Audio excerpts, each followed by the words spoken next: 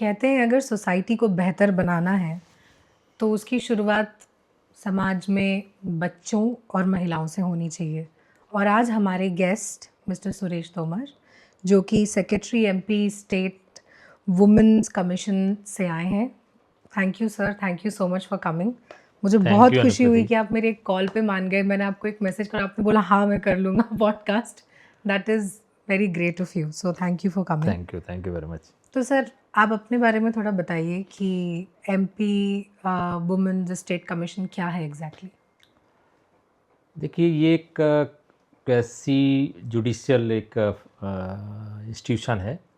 हमारा काम ये होता है कि जो भी महिलाएं मध्य प्रदेश की किसी भी तरह से परेशान हैं और उनकी समस्याओं का समाधान जहाँ से होना चाहिए, एग्ज़ाम्पल के तौर पर पुलिस की तरफ से होना चाहिए या रेवेन्यू डिपार्टमेंट की, या फिर वो कहीं भी नौकरी कर रहे हैं और कोई भी सरकारी इंस्टीट्यूट या गैर सरकारी इंस्टीट्यूट है राइट। जहाँ से उनको सहायता मिलनी चाहिए वो नहीं मिल रही है, ऐसी स्थिति में वो हमारे यहाँ शिकायत कर सकती हैं।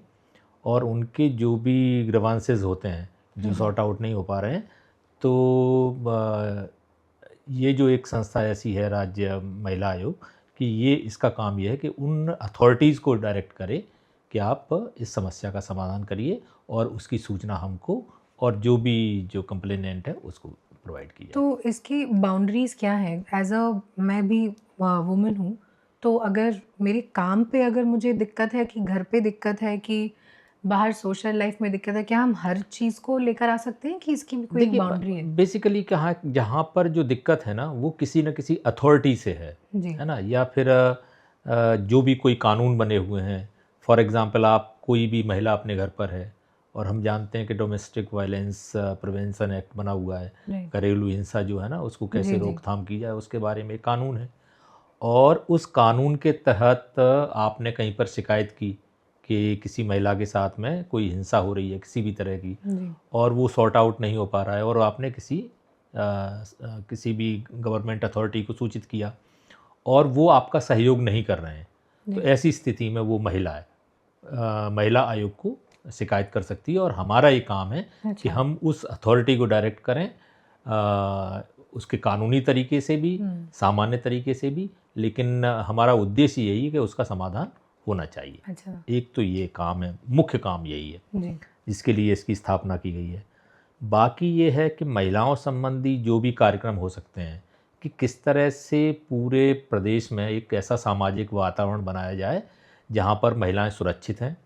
महिलाओं को इस तरह के अवसर मिलने चाहिए जो कि सामान्य तौर पर पुरुषों को मिलते हैं, और इसके लिए सहायता करने के लिए एक कंडीसिव एटमॉस्फेयर बनाया जाए। राइट। और इसके अलावा भी महिलाओं के ओवरऑल डेवलपमेंट और वेलफेयर के लिए जो भी स्कीम्स बना सकते हैं, कानून बना सकते हैं और डिफरेंट अथॉरिटी से बात कर सकते हैं, रिसर्च करा सकते हैं, डिफरेंट यूनिवर्सिटीज़ के साथ में एमओयू साइन कर सकते हैं कि आप इस पर बेहतर रिसर्च करें, जी। जिससे ये जो ट्रेडिशनली भी महिलाओं के साथ जो भेदभाव होता रहा है उसको कैसे रोकथाम की जाए राइट। और कैसे समाज को और इंडिविजुअल को इस बात के लिए कन्विंस किया जाए कि समाज या परिवार तभी बेहतर बन सकते हैं जब महिला पुरुष की बराबरी स्थापित होगी। अच्छा। खैर, मुझे तो सुन के अच्छा लग रहा है कि मुझे पता है। अच्छा चलो, एक सेंटर है, एक आयोग है जहाँ जाके, जो मेरे ख्याल से हर किसी के एक ऊपर है, जहाँ हर किसी की एक शिकायत जा सकती है, चाहे वो काम का इशू हो या जैसे आपने कहा डोमेस्टिक वायलेंस, कुछ भी हो। अगर कोई नहीं सुन रहा है तो महिला महिला आयोग आयोग सुनेगा। सुनेगा, बिल्कुल। ठीक है, ये अब मुझे याद रहेगा, मुझे नंबर नोट करके रखना पड़ेगा ताकि मैं और औरतों को बता सकूं बिल्कुल कि बिल्कुल। ये एक है पॉसिबिलिटी। और आप जो है ना इसके लिए एक महिला हेल्पलाइन होती है, उसका नंबर है, वो टोल फ्री नंबर है 181। अच्छा। उस पर भी शिकायत कर सकते हैं ओके। और उसके माध्यम से भी आयोग तक पहुंचा जा सकता है, और आयोग का भी अपना नंबर है जो बाद में आप डिस्प्ले कर अच्छा सर, सकते क्या हैं। होता है कि गवर्नमेंट और आयोग जितने हो, गवर्नमेंट के थ्रू जितने भी स्कीम्स या चैनल्स, कस्टमर केयर जितना भी चलता है, लोगों को उन पे बहुत भरोसा नहीं होता है। उन्हें लगता है अरे क्या ही होगा, हम कॉल करेंगे कुछ होगा तो नहीं, शिकायत करेंगे तो कुछ होगा नहीं। एक स्टिग्मा टाइप का एक ऑलरेडी थॉट प्रोसेस लोगों का बैठा हुआ है। तो उसको कैसे हम बताएं कि नहीं नहीं होगा, एक्शन हम लेंगे अगर आप हमें कुछ बोलोगे तो? बस यही है कि जैसे एग्जाम्पल के तौर पे इस पॉडकास्ट के माध्यम से जो लोग हमको सुन रहे हैं, अगर आपको किसी भी महिला हैं और आपको किसी भी तरह की शिकायत करनी है, आप एक बार शिकायत करिए, और अगर उसका समाधान नहीं होता है तो फिर आप अविश्वास कर सकते हैं। लेकिन जब तक आपने अप्रोच नहीं किया है, एक जनरल एजम्पशन के आधार पर भरोसा ना करना, ये तो ठीक बात नहीं है। अथॉरिटीज़ हैं, उनका काम है तो वो काम करते हैं। कुछ महिलाएं डरती भी है ना कि बिल्कुल। अगर मैं अपने काम के जगह पे मैंने कहीं किसी की कंप्लेन कर दी, अपने बॉस की कंप्लेन कर दी और उन्होंने मेरे खिलाफ कोई एक्शन ले लिया, क्योंकि पे पैरिटी तो रहती ही है, बहुत सारे कंपनीज में है, बहुत सारी जगहों पे है। कुछ महिलाएं खुश नहीं होती हैं, उन्हें पता नहीं है कि वो कंप्लेन कर सकती हैं इस चीज़ की। देखिए, कुछ तो उनका अपना इंटरनल मामला है कि अगर कोई महिला काम कर रही है तो उसका परफॉर्मेंस वैसा ही होना चाहिए जैसा पुरुषों का होता है। तो उसके लेवल पर अगर कोई कमी है तो उनको अपने स्तर पर डील करना पड़ेगा। लेकिन महिला काम कर रही है, बराबर काम कर रही है, और उसके बाद भी उसकी अथॉरिटी होने के नाम पर या उससे सीनियर होने के नाम पर, एम्प्लॉयर होने के नाम पर कोई किसी तरह का कोई एक तरह का सेक्सुअल हरासमेंट जो होता है, क्योंकि provision of sexual harassment at work place ये पूरा एक एक्ट है। जी। तो अगर ऐसा है तो वो ये निर्देश हैं उसके लिए कि उन लोगों को अपने ही कार्यालय में एक आईसी बनानी पड़ेगी, इंटरनल कमेटी, जिसको एक तरह से हम इंटरनल कंप्लेंट कमेटी भी कह सकते हैं। इसमें 3 या 4 लोग होते हैं और इसमें एक मेंबर जो है ना वो हमेशा बाहर का होता है, उस ऑर्गेनाइजेशन से बाहर का होता है। अच्छा। तो उस कमेटी का काम ये है कि किसी भी तरह का इस तरह का एटमॉस्फेयर है जो महिलाओं के खिलाफ है, जिसमें सेक्सुअल हरासमेंट का एक एस्पेक्ट शामिल है, तो ऐसी स्थिति में सबसे पहले तो वहाँ शिकायत कर सकते हैं। और वहाँ पर भी ये वही अगर सॉर्ट आउट नहीं हो सकता है तो फिर वो महिला आयोग आ सकते हैं और उनका शिकायत का निवारण होगा। अब इसमें बात ये है कि प्रैक्टिकली क्या चीज़ें हैं संभव हैं। अभी तो ये भी है कि कई जगह इंटरनल कंप्लेंट कमेटी बनी नहीं है, तो वो उनको बनाना ये हमारा काम है और हम उसको चेक कर रहे हैं। तो आप प्राइवेट कंपनीज में भी ये कर सकते हैं? बिल्कुल। अच्छा। कोई भी वो कंपनी जहाँ पर 10 एम्प्लॉयर हैं, अच्छा।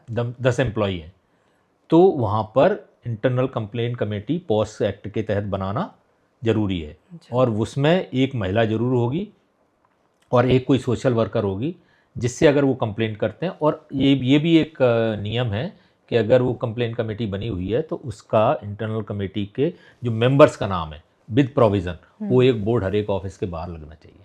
अच्छा। ये बहुत ज़रूरी चीज़ है। अगर नहीं कर रहे हैं आप, हम एक बार उसके लिए नोटिस इशू करते हैं, और इसके बाद भी नहीं करते हैं तो उस पर प्रॉपरली एक फ़ाइन कर सकते हैं और एम्प्लॉयर को सज़ा मिल सकती है इसमें। अच्छा। बिल्कुल। ये मतलब अब मुझे भी ध्यान रहेगा कि अगर ये हर एक को FIC है ध्यान तो रखने की अपने- ज़रूरत है। बिल्कुल। देखिए कि महिलाओं की सुरक्षा के लिए क्या है कि उसका एक कारण केवल ये नहीं है कि हम किसी को रिलीफ देना चाहते हैं। हम कुल मिला के अपने समाज में और अपने देश में एक नेशन के तौर पर भी एक इस तरह का एटमॉस्फेयर बनाना चाहते हैं कि महिलाएं अगर घर से काम करने जाती हैं बाहर, तो वो फियरलेस होके जाएं। ऐसा नहीं है कि उनको ये किस्म का एक डर रहे कि मैं अगर ऑफिस में जाऊंगी तो मेरे साथ कोई मेल एम्प्लॉई है या मेरा बॉस है जो मेल है वो मुझे परेशान कर सकता है। इस तरह का कोई फियर नहीं होना चाहिए। और अगर है तो उसका इन कानूनों के माध्यम से हमारा उद्देश्य यही है कि इस तरह का वातावरण बनाया जाए जहां महिलाएं घर पर भी आराम से रहें, बिना हिंसा के रहें, और घर से बाहर भी जाएं तो किसी तरह का हरासमेंट उनके साथ ना हो। पर सर ये डर तो मेरे ख्याल से जो ये ऑपरेशन है जो वो डर से ही निकला है। वो Of माँ course। बाप का डर है या भाई का डर है या बहनों का डर है, वो डर ही है कि हमारी बेटी को कुछ ना हो जाए। बिल्कुल। तो उन माँ बाप के पास भी कोई ऑप्शन नहीं रहता है, अपनी बेटी को फिर ऑपरेस करना पड़ता है उनको कि नहीं नहीं तुम इतने बजे घर से बाहर नहीं जा सकती क्योंकि बाहर सेफ नहीं है, या तुम कंपनी में इतने बजे नहीं बैठ सकती, तुम्हें ऑफिस इतने बजे आना पड़ेगा क्योंकि सेफ नहीं है। एग्जैक्टली। देखिए क्या है कि ये ओवरऑल हमको ये समझना पड़ेगा कि हम एक ऐसे माहौल में रहते हैं या ऐसे समाज में रहते हैं जो बेसिकली पैट्रियार्कल है। ठीक है ना। यहाँ पर अभी तक जो भी आधिपत्य रहा है ना वो पुरुषों का रहा है, तो उन्होंने उसको वातावरण को भी ऐसा ही बनाया है जो उनके फेवर में हो। लेकिन अब हमको बदलते हुए समय के साथ, वैसे तो कभी भी ऐसा नहीं होना चाहिए था, लेकिन अब बदलते हुए समय के साथ में हमको ये देखना पड़ेगा कि चाहे वो स्त्री हो, चाहे पुरुष हो, या इवन दूसरे जेंडर्स हों, ट्रांसजेंडर्स हैं, हम LGBTQ की बात करते हैं, तो कोई भी व्यक्ति है उसको बराबर अधिकार है। बिल्कुल है। और उनके लिए जो अपॉर्चुनिटीज़ हैं वो भी बराबरी होनी चाहिए। बिल्कुल और होनी अपॉर्चुनिटी हम कॉन्स्टिट्यूशन के माध्यम से तय कर देते हैं चाहिए। कि चाहे वो वेजेस होंगे तो वो सेम होंगे। उन महिलाओं को भी अगर वो compete करना चाहते हैं, किसी भी कंपटीशन में आना चाहते हैं, चाहे गवर्नमेंट सेक्टर हो चाहे प्राइवेट सेक्टर हो, compete करके आ सकते हैं, नौकरी कर सकते हैं। पर इसके बाद भी हम ये जानते हैं कि पैट्रियार्कल सिस्टम में सिस्टम भी जो काम करता है ना, वो पुरुषों के अकॉर्डिंग करता है। हाँ, तो उसको किस तरह से मनुष्यों के अकॉर्डिंग करे वो काम, इसको बनाए जाने की ज़रूरत है। तो जिसमें महिलाएं और पुरुष दोनों ही एक तो बराबर अवसर मिलें और दोनों फियरलेस होकर काम कर सकें। किसी भी कानून का या किसी भी थॉट प्रोसेस का ये भी मतलब नहीं है कि पुरुष डरने लगे, हाँ, ठीक है ना। सही तो बात। बेसिक बात यह है कि हमको चाहे वो स्त्री हो चाहे पुरुष हो या दूसरे जेंडर्स हों, है ना, उनकी हम कम जिक्र इसलिए करते हैं क्योंकि बाय एंड लार्ज जो बाइनरी की बात हम क्यों करते हैं, राइट। स्त्री और पुरुष की बात इसलिए करते हैं क्योंकि उनकी संख्या ज़्यादा है। दूसरे जो जेंडर्स हैं उनकी संख्या बहुत कम है। परंतु कोई भी इंडिविजुअल है और जो इस देश का नागरिक है उसको बराबर अधिकार है, और वो चाहे किसी भी कैटेगरी से आता है, किसी भी जेंडर या सेक्स से आता है, किसी भी रिलीजन से आता है, किसी भी कास्ट से आता है, अपार्ट ऑल दीज थिंग्स उसको बराबर अवसर मिलने चाहिए। और महिलाओं के साथ समस्या ये है कि वो तो आधा हिस्सा है, तो पर सर उनके राइट्स को इंश्योर करना ज़्यादा एज एन जरूरी है। इंस्टीट्यूशन आपने कर दिया, आपने राइट दिला दिया महिलाओं को, आपने बता दिया कि हाँ नहीं ये सही है, हम आपकी सहायता करेंगे। यही सेम चीज़ हम ट्रांसजेंडर्स के साथ करें या किसी भी अलग किसी भी जेंडर के साथ करें। आपने अपना काम कर दिया, पर सोसाइटी में जब हम बाहर जाते हैं तो हम सोसाइटी को कन्विंस नहीं कर पाते। देखिए पर ये तो एक सिलसिला है हाँ, मतलब वो जो कि स्टिग्मा है कुछ हाँ, चीज़ों तो का। स्टिग्मा है, उससे सोसाइटी को भी यही समझाए जाने की ज़रूरत है कि जो स्टिग्मा है उसको, उससे कैसे उन लोगों को भी बाहर निकलना है। क्योंकि ये जो है ना, क्या होता है कि पुरुष सामान्य तौर पर ये सोचता है कि पितृसत्ता उसका फेवर कर रही है, लेकिन होता ये है कि पितृसत्ता में पुरुष भी कहीं ना कहीं परेशान होता है, कमज़ोर बना देती है। कमज़ोर बनाया जाता है उसको। दूसरा ये है कि बहुत सारी रिस्पॉन्सिबिलिटी उसकी रहती हैं, इमोशनली उसको वीक बनाया जाता है। इसको ये नहीं कहा जाएगा कि अगर कोई पुरुष है और वो स्त्री के साथ में वायलेंस कर रहा है या अपने से कमज़ोर के साथ वायलेंस कर रहा है तो इसका मतलब वो पावरफुल थोड़ी है, नहीं, वो बेसिकली कमज़ोर है। और दूसरी बात ये है कि जैसे मैं अक्सर जब भी बात करता हूँ तो ये कहता हूँ कि पितृसत्ता ने जितना औरतों को नुकसान पहुँचाया है ना, उतना पुरुषों को भी नुकसान थोड़ा पहुंचाया है, ज़्यादा, बल्कि थोड़ा ज़्यादा ज़्यादा पहुँचाया ही, है। थोड़ा वो ज़्यादा वो है। पुरुषों के साथ ये है कि जैसे एक एग्जाम्पल के तौर पे हम अगर कहें कि एक फैमिली है ना, जिसमें एक पुरुष है, एक स्त्री है, 2 बच्चे हैं। अब कोई ऐसा पुरुष है जो बहुत पैट्रियार्कल है, जिसका अप्रोच है बहुत मैस्कुलिन है, जिसको जैसा हम जानते हैं ना कि एक सर्टेन फैमिलीज़ मैं में जैसा कह रहा हूँ महिला वैसा के होना साथ चाहिए। वैसा होना चाहिए, अदरवाइज में वो मारपीट करने लगेगा। तो कोई पुरुष जो है ना, जैसे कि नुकसान क्या है, पुरुष को क्या नुकसान है कि अगर वो अपने पत्नी के साथ मारपीट करके और ऑफिस काम करने चला जाता है, उसके 2 बच्चे हैं और शाम को लौट के वो आता है और वो चाहता है कि उससे उसको अपनी पत्नी से कोई इमोशनल सपोर्ट मिले या प्यार मिले, क्योंकि शादी तो इसी के लिए की है। अब आप सोचिए कि जिस पत्नी को, जिस स्त्री के साथ वो मारपीट करके सुबह गया है, वो शाम को अचानक वो सब भुला के उससे प्यार करने लगेगी, ये संभव नहीं है। तो उससे वो महरूम हो रहा है ना, उससे वंचित हो रहा है, वो प्यार उसको नहीं मिलेगा। हम हर एक कोई चाहता है कि हम जब स्कूल मतलब कहीं बाहर से लौट के आ रहे हैं शाम को, तो हमारे बच्चे हमारे पास आएँ, हमारे गले से लग जाएं। अगर जिसकी माँ के साथ मारपीट की गई हो तो वो बच्चे भी बहुत मानसिक दबाव में और डरे हुए होंगे, तो बच्चे भी दूर दूर रहेंगे। तो अंततः आपको क्या नुकसान है कि आपका पूरा समय खराब होने वाला है और आप एक इमोशनल डिटैचमेंट है उसका शिकार होने वाले हैं, और जो जिस प्रेम और स्नेह के लिए आप जी रहे हैं वो आप उससे वंचित हो रहे हैं। तो इस तरह से एक नहीं, ऐसे कई सारे नुकसान हैं।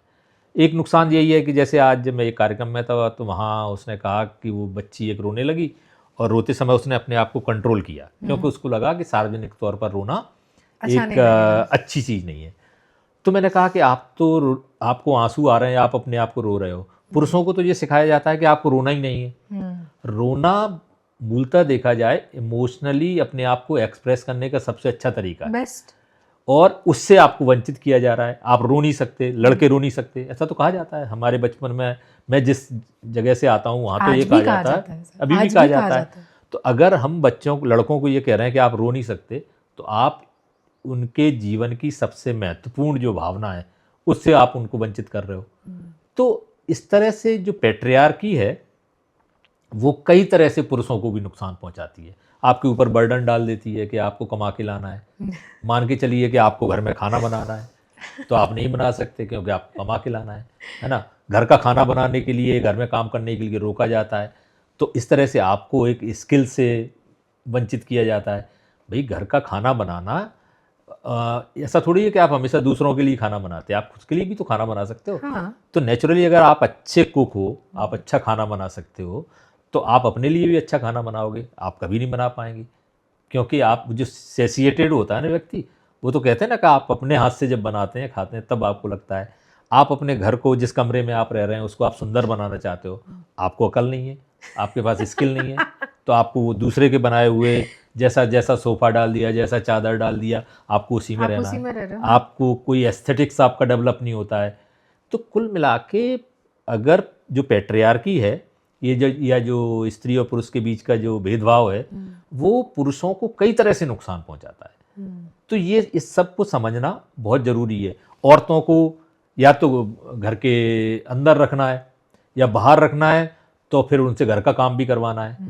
तो वो जो एक्सप्लॉयटेशन है, तो उससे किसको नुकसान हो रहा है? ओवरऑल तो आपको भी नुकसान हो रहा है ना। एग्जैक्टली। कि अगर आपको घर में रखना है, तो आप एक बराबर के एक साथी का, एक इंडिविजुअल का, जिसका अपना एक एग्जिस्टेंस है, उसकी आप प्रतिभा को, उसका दमन कर रहे हैं, उसको कंट्रोल कर रहे हैं। तो ऐसे हम अपने आप को ही पैट्रियार्की के माध्यम से बहुत सारा नुकसान पहुंचाते रहते हैं। और आपने जैसा कहा ना कि थोड़ा सा ज़्यादा ही पहुंचाते थोड़ा हैं। ज़्यादा ही पहुंचाते हैं, क्योंकि मुझे लगता है महिलाओं में इतनी ज़्यादा इमोशनल पावरेस होती है कि हम कहीं ना कहीं अपनी दोस्तों में, अपने काम में और चार जगह से खुद को सेटिस्फाई कर लेते हैं कि आज चलो कोई नहीं, आज काम कर लिया, या वो एक इमोशनल इंटेलिजेंस हमें होती है। पर मुझे नहीं लगता कि आदमियों में उस लेवल की इमोशनल इंटेलिजेंस होती, उन्हें बहुत वक्त लगता है चीज़ें समझने में। और ये बात भी जो है ना, देखिए इसमें भी कुछ चीज़ें हमको समझना पड़ेगा कि पुरुष और स्त्री के बीच का जो अंतर है ना, वो बेसिकली बायोलॉजिकल है। हाँ, बायोलॉजिकल है, है ऑफ ना, कोर्स। कि स्त्री का जो एनाटॉमी है, वो इस लिहाज से बनाई गई है कि उसको बाद में बच्चे को जन्म देना है। तो उसके शरीर में एक यूटेरस होता है ना, ब्रेस्ट होते हैं जिससे वो फीडिंग करा सके। पुरुष उससे अलग होता है। तो ये एक बेसिक अंतर है। और जो थोड़ा बहुत कहते नहीं, ये हार्मोन्स, टेस्टोस्टेरोन, और दूसरा जो है ना कि ये स्त्री का होता है, ये पुरुष का होता है, तो वो भी उसकी बायोलॉजी के लिए ही है। हाँ हाँ। लेकिन उससे उसकी पर्सनैलिटी में चेंज हो जाएगा, या वो अलग किस्म के मनुष्य हैं। दो बहुत सारी किताबें लिखी गई हैं, पता नहीं आपने उसका नाम सुना होगा। किताब जॉन ग्रे की किताब थी, बहुत पहले पढ़ी थी, आज से 30-35 साल पहले। किताब का नाम था man are from Mars and women are from Venus. Okay. I read it, yes. तो अब वो क्या है कि वो जो जेंडर डिस्क्रिमिनेशन है, जो सोसाइटी है, जेंडर का मतलब है जो सोसाइटी क्रिएट करती है। ये स्त्री है, ये काम ये करेगी, ये सोसाइटी तय करती है। और पुरुष ये है, ये ऐसा काम करेगा, ये भी सोसाइटी तय कर देती है। और अलग अलग जगह की सोसाइटी अलग अलग चीज़ें तय करती है ना। हम स्कर्ट नहीं पहन सकते, इंडिया में कोई स्कर्ट नहीं पहनता है, लेकिन स्कॉटलैंड में तो स्कर्ट पहनते हैं, पुरुष भी पहन लेते हैं। भारत में लड़कियां ही स्कर्ट पहनेंगी, तो वो लंबे बाल रखेंगी, और किस तरह से उनका जो पहनावा होगा, उनका रहन सहन कैसा होगा। जो लड़कियां जो है ना घर से बाहर जा सकें, खुलेआम बात कर सकें। लज्जा एक शब्द होता है कि लज्जा होनी चाहिए, शर्म होनी चाहिए। शर्म स्त्री का गहना है। अब ये सब जो है ना, शर्म स्त्री का गहना नहीं है। शर्म अगर आ रही है तो सभी का गहना है। पुरुष पर इसका मतलब ये है कि शर्म स्त्री का तो गहना है, तो इसका तात्पर्य हुआ कि पुरुष को तो बेशर्म होना चाहिए। तो ये हम नहीं सिखा सकते हैं। लेकिन क्या होता है, सोसाइटी बनाती है, सोसाइटी इसी तरह से डेवलप करती है। तो वो एक बात है ना कि ये जो हमारा डेवलपमेंट होता है, उसका बायोलॉजी से कोई लेना देना नहीं। Right. और इसीलिए हमसे सर्टेन जो स्टीरियोटाइप्स बन जाते हैं कि ये काम स्त्री करेगी, ये काम पुरुष करेगा। अगर हम घर में कहते हैं कि स्त्री खाना बनाएगी, तो पुरुष खाना, इसका मतलब तो है कि पुरुष कभी भी खाना बनाएगा तो खराब खाना बनेगा, इसीलिए पुरुष को नहीं बनवाया जा रहा। लेकिन दुनिया भर में जो शेफ होते हैं सारे मेल, वो सब मेल होते हैं।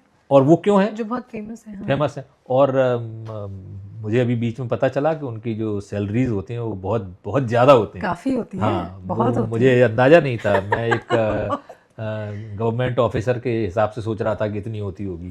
वो मुझसे 100 गुना ज़्यादा, 100 गुना ज़्यादा, 100 गुना ज़्यादा है। तो मुझे लगा कि ये तो दिस इज़ अमेजिंग। लेकिन पुरुष वही काम करेगा, लेकिन वो तब करेगा जब उसको उसका फायदा मिलेगा। फ़ायदा मिलेगा, पैसा मिलेगा। पुरुष हर वो काम कर लेता है, घर में काम नहीं करता है, स्त्रियाँ करती हैं, लेकिन घर के बाहर वो सब चीज़ें काम करता है ना? सब हाँ, करेगा, अपने होटल्स बॉस में को या कॉफ़ी भी ला के देगा, कॉफ़ी पिला पानी भी देगा, देगा, सब कुछ करेगा। करेगा, लेकिन मुझे मालूम है कि मैं जो भी कुछ कर रहा हूँ इसका मुझे फ़ायदा है। फ़ायदा मिलने वाला है, और स्पेशली फाइनेंशियली। हाँ, हाँ, दैट इज़ क्वाइट एक्यूरेट। हाँ, बहुत तो एक्यूरेसी के साथ आपने ये बात बोली। इसीलिए ऐसा होता है। तो ये क्या है कि जेंडर स्टीरियोटाइप है, और इसको दूर करने की ज़रूरत है। दुनिया में कोई भी ऐसा काम नहीं है जिसको या तो मर्द कर सकता है या औरत कर सकती बस है। एक है, अपने पेट से बच्चे को बच्चा नहीं पैदा तो कर बायोलॉजिकल, सकता।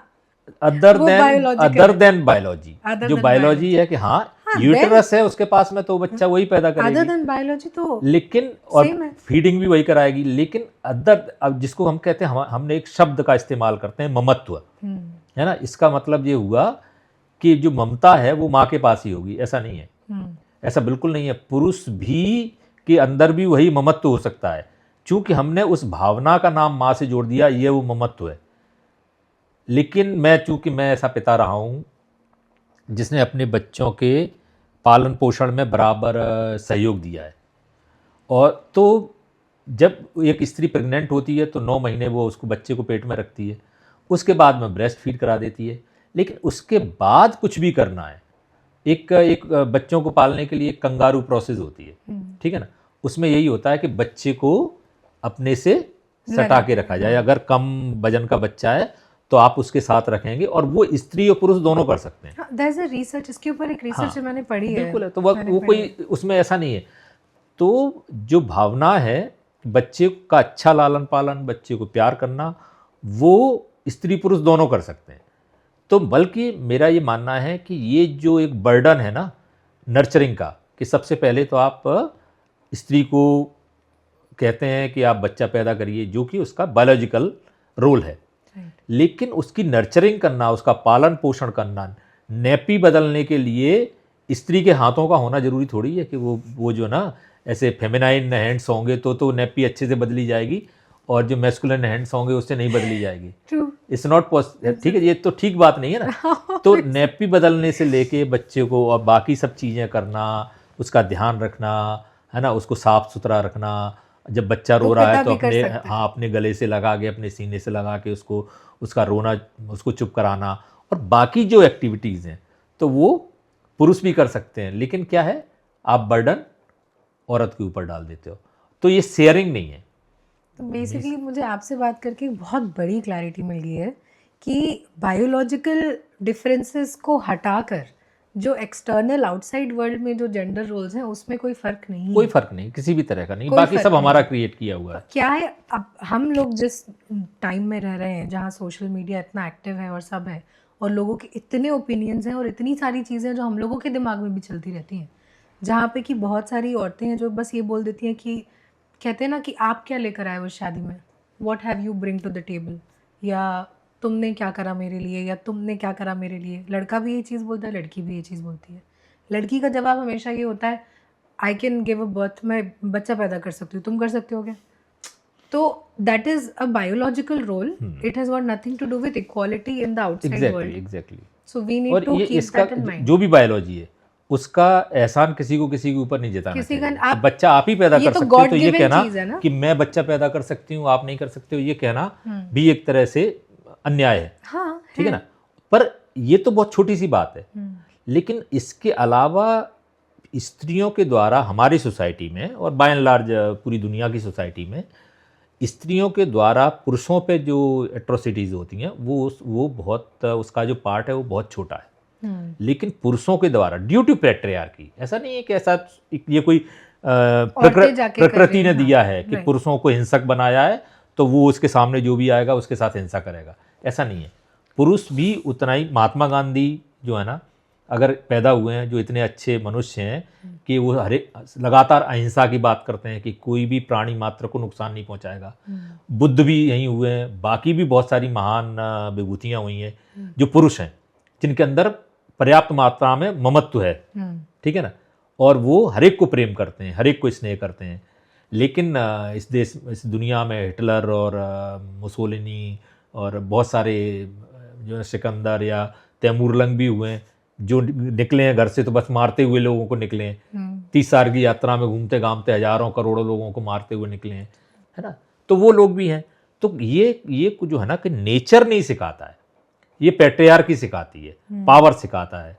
तो पैट्रियार्की है तो पैट्रियार्की की वजह से अब अगर आज के समय में अगर ईरान में इजराइल में सब जो है ना, तो ये क्या है, ये सब पैट्रियार्कल अप्रोच है। War itself patriarchal, it is patriarchal. It is I had a patriarchal. Very big debate with a friend. मैंने अपनी दोस्त से बहुत लड़ाई करी इस बात पे कि वॉर क्यों होता है, और मेरा ये बहुत स्ट्रॉन्ग, मैंने कहा था मैं इस पहाड़ में चढ़ के मर जाऊंगी पर मैं हटूंगी नहीं कि war is patriarchal. War is patriarchal. It has got nothing to do with you, it's only power play, and उसका जो भुगतान है बाकी सब करेंगे। बट एक कंसेप्ट होता है, उसको हम कहते हैं, एक टर्म है इको फेमिनिज्म। इको फेमिनिज्म का मतलब है कि पितृसत्ता ने स्त्री को और प्रकृति को दोनों को नुकसान पहुंचाया है। तो वॉर जो है ना वो पैट्रियार्कल है। तो वॉर जहाँ पर भी होगा तो वहाँ पता चला कि जैसे ईरान इराक का पहले वॉर हुआ था या अमेरिका ने इराक के ऊपर हमला किया था तो कितने सारे तेल के कुएं जलाए गए। अब वो वहाँ का जो भी एनवायरनमेंट है उसको कितना नुकसान पहुँचाएंगे। हिरोशिमा नागासाकी में जब पहली बार परमाणु बम गिराए गए थे तो आज तक भी वहाँ पर एक डिफॉर्मिटी रहती है, उसके इफ़ेक्ट्स हैं, जो रेडियो एक्टिव जो पदार्थ होते हैं उनका सबका प्रभाव रहता है। और छोटा युद्ध हो चाहे बड़ा युद्ध हो। और दूसरी बात, एक तो प्रकृति को नुकसान हुआ, दूसरा आपने देखा कि ईरान में जो उन्होंने बम गिराया उस जगह पर 180 बच्चियां मरी हैं, औरत को नुकसान है। औरतों के साथ में चूंकि औरतों की जो मोबिलिटी है ना वो पुरुषों से कम होती है तो वो जल्दी उसका शिकार बनती हैं, जल्दी मारी जाती हैं। घरों के अंदर है, बम गिरा, घर से बाहर नहीं निकल पाई, मर गई। तो इस तरह से बहुत सारी चीज़ें हैं और ये एक मसला नहीं है, ये बहुत सारी चीज़ें हैं जिसमें ये पूरा का पूरा जो पितृसत्ता है ना वो एक दूसरे को नुकसान करती है। ऐसा नहीं है कि केवल औरतें ही हमेशा नुकसान पाएंगी। हाँ। लेकिन आपके अप्रोच से सबसे पहले सबसे ज़्यादा नुकसान औरतों को होगा, लेकिन आदमी भी मरेंगे बाद में, उनको भी नुकसान फ्रंट लाइन होगा। पे तो फ्रंट लाइन पे तो सोल्जर्स आप भी आदमी मरोगे, जा रहे हैं ना, वो भी मर ही मरेंगे। रहे हैं। तो ये है। बहुत। अच्छा, वैसे सर मध्य प्रदेश में जैसे देखा जाए, अगर हम अपने स्टेट की बात करें तो यहाँ पे आपको क्या लगता है क्या चेंजेस आने चाहिए जिससे कि वुमेन को हम उस लेवल पे सपोर्ट कर सकें जहाँ वो सेफ फील करे? देखिए, एक तो ये है कि जो फैमिली है ना वो बेसिकली प्राइमरी यूनिट है। सब परिवारों में जेंडर इक्वलिटी की बात होनी चाहिए। अगर वहाँ ये बातचीत वहाँ शुरू होगी जहाँ एक परिवार है, जहाँ स्त्री और पुरुष दोनों, जो छोटे बच्चे हैं, बच्ची है, जो भी है, उनके बीच में अगर अपार्ट जेंडर या अपार्ट सेक्स जो है ना कोई बात हो रही है कि ये लड़का है लड़की है, हम जो भी नर्चरिंग कर रहे हैं उसमें जेंडर इक्वलिटी होनी चाहिए। स्त्री पुरुष के बीच का व्यवहार है उसमें होना चाहिए, और घर का जो काम है उसमें शेयरिंग होनी चाहिए। अगर ये होगा तो सबसे पहले तो यहाँ से बदलाव आएगा, जो कि है नहीं। मध्य प्रदेश उन स्टेट्स में से है जहाँ जेंडर डिस्क्रिमिनेशन हायर लेवल पर है। सेक्स रेशियो, कई सारे पैरामीटर्स हैं जिसके आधार पर हम देखते हैं चाइल्ड मैरिज का क्या है, क्राइम अगेंस्ट वुमेन क्या डेटा है, तो ये सब हम देखते हैं तो मध्य प्रदेश थोड़ा सा ऊपर आता है। पर बात यह है कि अब हम एक प्रोजेक्ट तैयार कर रहे हैं, उसका नाम रहेगा 100 सेफ सिटीज़। तो जो बड़े नगर निगम नगर पालिका हैं उनके माध्यम से कि वहाँ आने जाने वाले स्त्री पुरुष, चाहे वो घरेलू हिंसा हो चाहे घर से बाहर की हिंसा हो, तो उसमें किस तरह से इस तरह का वातावरण बनाया जाए जहाँ स्त्री पुरुष आराम से बाहर जा सकें विदाउट एनी फियर। तो एक तो सीसीटीवी कैमरे सब जगह लगाए जाएं, जो पब्लिक ट्रांसपोर्टेशन है उसमें पैनिक बटन लगाए जाएं। लगाया जा रहा है, काम हो रहा है, लेकिन उसका अभी उस तरह से इफ़ेक्टिव इम्प्लीमेंटेशन नहीं है। और स्कूल, कॉलेजेस, सभी तरह के दफ्तर, कार्यालय, उन सब के बीच में इस तरह का वातावरण बनाया जाए कि महिला जब घर से बाहर निकलती है तो वो सेफ महसूस करे। तो अगर हम अगर कर पाते हैं तो निश्चित रूप से हमारी अपनी जो इकोनॉमी है उसमें भी बहुत पॉजिटिव चेंज आता है। कि फॉर एग्जांपल मैं बताना चाहूँगा, एक मैकिंजी इंस्टीट्यूट है अमेरिका का। तो मैकिंजी इंस्टीट्यूट ने ये कहा है कि भारत की जो इकोनॉमी है उसमें एक तरह का स्टैग्नेशन आ गया, कुछ समय पहले कहा था। और उन्होंने ये कहा था कि अगर भारतीय महिलाएं कॉरपोरेट और प्राइवेट सेक्टर में नहीं आएंगे तो इसकी इकोनॉमी में को आगे बढ़ने की संभावना नहीं है। लेकिन दूसरी तरफ उन्होंने कहा कि भारत उन देशों में से आता है जहाँ पर महिलाएं अब पब्लिक सेक्टर में आ रही हैं, काम कर रही हैं, घर के बाहर आके काम कर रही हैं। तो उनका कंट्रीब्यूशन इंडिया की इकोनॉमी को चेंज कर देगा। लेकिन साथ ही साथ में उन्होंने बहुत सारी बातें और भी कही, जिसमें पॉस एक्ट भी बनाया गया कि काम तब अच्छा हो पाएगा या उसका परफॉर्मेंस तब अच्छा होगा जब जिस दफ्तर में या जिस कारखाने में या जहाँ पर भी जाके वो महिला काम कर रही है वहाँ पर वो सेफ एनवायरनमेंट उसको मिले और वो फियरलेस होके काम कर सके। क्योंकि कोई भी अच्छा परफॉर्मेंस तभी दे सकता है जब वो थोड़ा निर्द्वंद होगा, निश्चिंत होकर काम करेगा। अगर कोई फियर रहेगा कि नहीं मैं अभी किसी को फाइल लेके अप्रूव कराने अपने बॉस के चैम्बर में जाना है और वो 1 घंटे डिले कर रही है because she can be treated badly, तो फिर वो उसके परफॉर्मेंस पर फर्क आएगा। जब पुरुष किसी पुरुष के चैम्बर में जाता है तो उसे कोई फियर नहीं होता है, कम से कम सेक्सुअल हरासमेंट का फियर तो नहीं होता है। डांट खाएगा, अच्छी फाइल नहीं तैयार हुई है डांट खाएगा, लेकिन महिला को दूसरा फियर भी होता है। तो इसको हमको दूर करने की ज़रूरत है। So this is the thing. वो मुझे मेरे हिसाब से उस चीज़ को दूर करने के लिए वक्त लगेगा। वो अब क्या है, एक जनरेशन जो पहले वाली जनरेशन है जो ऑलरेडी हमसे सुपीरियर, चाहे वो पोस्ट पे बैठे हो या किसी कंपनी में बॉसेस हो, वो हमसे एक जनरेशन पहले हैं, उनको हम बैठ के नहीं समझा सकते हैं। मुझे लगता है वो मेंटालिटी को बदलने में बहुत वक्त लगेगा। बट अगर हम ग्राउंड लेवल पे कोई काम करना चाहें एज यंगस्टर्स, मैं आपसे पूछ रही हूँ, जैसे हमारी जो 20s और 30s वाले हम जो बच्चे हैं, अगर हम लोग करना चाहें कुछ, तो हाउ डू वी, हम अपने माँ बाप को समझाना चाहें, समझिए, तो वो हम कैसे समझाएं? मुझे लगता है कि ये सबसे आसान काम है समझाया जाना। मैं तो नहीं समझा सकती, मेरे पापा को बड़ा मुश्किल है। तो फिर आप मेरी उनसे बातचीत करवा दीजिए, मैं उनको कोशिश करूंगा समझाने की। नहीं, मेरे हिसाब से जितना मुझे, ऐसा नहीं है कि मुझे लिटरली फ्रीडम नहीं मिली है, एजुकेशनल फ्रीडम नहीं है, फ्रीडम ऑफ एक्सप्रेशन नहीं है, बट कुछ चीज़ों में कभी कभी ऐसा लगता है, ऑप्रेस्ड फील होता है। जैसे कभी ऐसा लगता है कि चलो कहीं ट्रैवल कर लेते हैं, सोलो ट्रिप नहीं कर सकती मैं, क्योंकि घर वाले डरते हैं कि सोलो मत जाओ, दुनिया सेफ नहीं है। या अगर काम में कहीं बहुत लेट हो रहा है तो कोई किसी ना किसी को साथ में लेके जाओ, क्योंकि लौटते वक्त देर हो जाएगी। तो देखिए, हमेशा उनका तात्पर्य कई बार पेरेंट्स का तात्पर्य केवल रिस्ट्रिक्ट करना नहीं होता। वो आपकी सेफ्टी है, सुरक्षा का ध्यान रखना चाहते हैं। पर बात यही है कि हम एक नेगेटिव एस्पेक्ट से देखते हैं।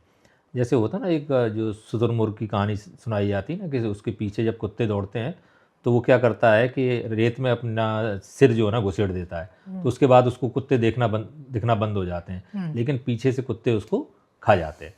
बात यही है कि हमारा जो तरीका है कि हम बाहर के वातावरण को सब लोग मिलके बेहतर बनाएं, इसकी जगह हम क्या करते हैं, एक इंडिविजुअल को रिस्ट्रिक्ट करते हैं।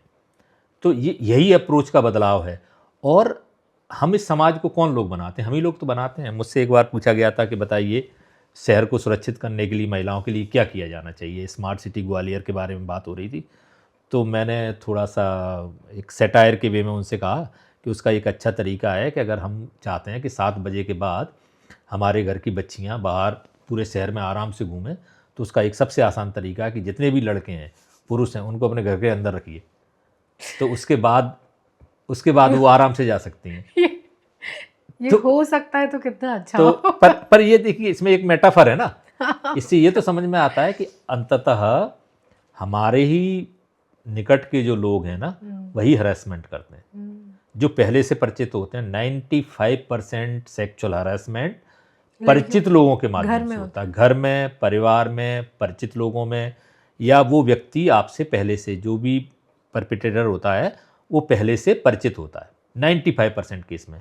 निर्भया जैसे केस जो होते हैं ना वो एक्सेप्शनली होते हैं, जहाँ कोई अनजान व्यक्ति के साथ में करता है। तो इसका तात्पर्य तो यही है कि उनको हमको दुरुस्त करने की ज़रूरत है, उनकी अप्रोच को दुरुस्त करने की ज़रूरत है। तो बस वही बात है कि बहुत सारी चीज़ों पर बातचीत करना और खुले वातावरण में बातचीत करना ज़रूरी है। और जब रही सोलो ट्रैवलर्स की बात, तो मेरी एक मित्र हैं, उनका नाम है अनुराधा बेनीवाल। उन्होंने एक किताब लिखी है आज़ादी मेरा ब्रांड, है ना, उसको आप पढ़िएगा कभी। वो लंदन में थी, वो चेस चैंपियन रही हैं, उसके बाद वो लंदन में थी। लंदन से उन्होंने एक दिन अचानक उनका मूड बना कि अब घूमनी है दुनिया, एक बैकपैक लिया और निकल पड़ी। और मुझे लगता है कि शायद 1 महीने की यात्रा में उन्होंने मुश्किल से इंडियन करेंसी में 50,000 रुपये खर्च किया होगा। वो जाके कहीं किसी के यहाँ रुकती थी और उसके बाद में फिर किसी से लिफ्ट लेके दूसरी जगह दूसरे शहर जाती थी और ऐसे पूरी दुनिया घूमी। तो अगर हम साहस करेंगे तो चीज़ें हमारे अनुकूल होंगी, पर निश्चित रूप से मैं किसी को भी भारत में ऐसी राय नहीं देना चाहूँगा, क्योंकि ये असुरक्षित है और हमको पहले सुरक्षात्मक वातावरण बनाना चाहिए और उसके बाद में इस तरह की राय देनी चाहिए। अच्छा, मेरा बहुत इम्पोर्टेंट सवाल है आपसे। आपको लगता है कि हम एजुकेशन सिस्टम को, जो करंटली स्कूल्स में या कहीं भी बच्चों को जो पढ़ाया सिखाया जा रहा है, और आपकी संस्था को हम जोड़ के कोई एक बेटर प्रोपोजिशन लोगों के लिए बना सकते हैं, जहाँ पे कि उनको ये एजुकेशन मिल जाए कि बिहेवियर ये होना चाहिए, ट्रीटमेंट ये होना चाहिए? क्योंकि सोच जो है मेरे हिसाब से वो बेस लेवल पे बदलेंगे तो ही बदलेगी। बिल्कुल ठीक बात है। देखिए क्या है कि हम लोगों ने अभी एक कुछ मिशन मध्य प्रदेश में लागू हुए हैं, उसमें एक नारी सशक्तिकरण मिशन है। तो उसमें बहुत उच्च स्तर पर उसका अप्रूवल नेचुरली मध्य प्रदेश की कैबिनेट ने दिया है। तो उसमें ये डिस्कस हुआ था, तो हमने ये प्रयास है हमारा, जल्दी इस पर काम शुरू होगा कि प्राइमरी लेवल से लेके कॉलेज एजुकेशन में किस तरह से, चाहे भले ही एक चैप्टर इंट्रोड्यूस किया जाए या कहीं कोई पेपर हो जिसमें हम बेसिकली जेंडर इक्वलिटी के बारे में बताएं। एग्जैक्टली। तो वो मुझे लगता है अगले 1 साल में या 2 साल में ये हो पाएगा कि प्राइमरी लेवल से कुछ चीज़ें इंट्रोड्यूस की जाएं, जिससे एक जेंडर का जो ओरिएंटेशन है वो सभी बच्चों का हो, लड़कों का भी, लड़कियों का भी, टीचर्स का खुद वो खुद डिसओरिएंटेड है, उन्हें खुद नहीं पता है कि कैसे बात करनी है ना। वो खुद ही क्लास में ऐसे रिमार्क्स करते हैं, सीनियर प्रोफेसर्स क्लास में ऐसे रिमार्क करते हैं जो बेसिकली जेंडर डिस्क्रिमिनेशन को बढ़ावा देता है। तो उनका भी ओरिएंटेशन करने की ज़रूरत है समाज में हर एक व्यक्ति को। और इससे कोई फ़र्क नहीं पड़ता किसने क्या पढ़ाई की है, आपकी थॉट प्रोसेस क्या है और आप बराबरी के मुद्दे को कैसे समझते हैं। अब आप बराबरी के मूल मुद्दे को अगर नहीं समझते हैं तो फिर आप जेंडर इक्वलिटी को नहीं समझ सकते। अगर आपके दिमाग में किसी को ये है कि किसी पुरुष को ये लगता है कि मैं तो मर्द हूँ, सारा संसार तो मेरे लिए बना है, तो वो जेंडर इक्वलिटी को नहीं समझ पाएगा। मैं अमीर हूँ, गरीब तो व्यक्ति तो मेरी सेवा करने के लिए बना है, तो वो जो फाइनेंशियल इनइक्वलिटी है उसको नहीं समझ सकता है। कास्ट बेस्ड है, हम कुछ लोग जो सवर्ण क्लास से आते हैं वो दलितों के साथ बुरा ट्रीटमेंट करते हैं। अगर वो करते हैं तो वो कभी भी ये जो कास्ट बेस्ड इक्वलिटी है उसको नहीं समझ सकते। तो कई सारे ऐसे फैक्टर्स हैं तो जिनको समझना ज़रूरी है। हर व्यक्ति, उसकी अपनी एक गरिमा है, उसकी अपनी एक रिस्पेक्ट है, तो वो इंटैक्ट होनी चाहिए, वो उसको मिलनी चाहिए। अपार्ट कि वो किस जेंडर का है, किस कास्ट का है, किस रिलीजन का है और किस तरह के बैकग्राउंड से आता है, वो ट्राइबल बैकग्राउंड से आता है कि सो कॉल्ड इलीट बैकग्राउंड से आता है, अपार्ट एनीथिंग, सबको जो रिस्पेक्ट है एक मनुष्य होने की, वो उसको ज़रूर मिलनी चाहिए।